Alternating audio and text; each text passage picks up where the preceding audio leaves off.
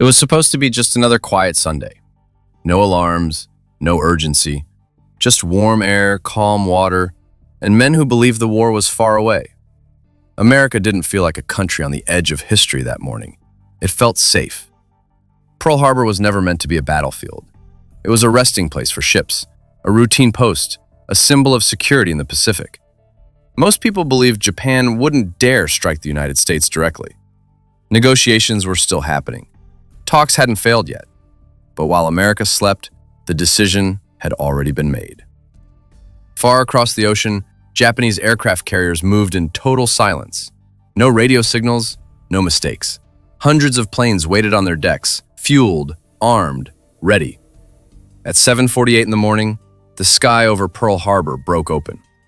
Planes appeared where no enemy should have been. Bombs followed immediately. The first explosions hit ships that couldn't move, crews that couldn't react, men who had seconds to understand what was happening. The USS Arizona exploded in a single moment. Over 1,000 lives vanished before most of them even knew they were under attack. Airfields were struck next. American planes were destroyed on the ground, lined up neatly, helpless. Some radar operators saw the incoming aircraft, but the warning never reached the right ears. By the time the truth was clear, it was already too late. Smoke filled the harbor. Oil burned on the water. Men swam through fire, searching for air, for exits, for each other. In less than 2 hours, the illusion of safety was gone. News raced across the country faster than the shock could settle. Radios cut into Sunday music. Families gathered around speakers in silence. America had been attacked. Not overseas, at home. There was no confusion about what this meant. The argument about staying out of the war ended instantly. Isolation didn't collapse slowly, it shattered. The next day, the president stood before the nation and spoke calmly, deliberately. He didn't exaggerate. He didn't need to. A date which will live in infamy. With that, the direction of history changed. Congress declared war on Japan.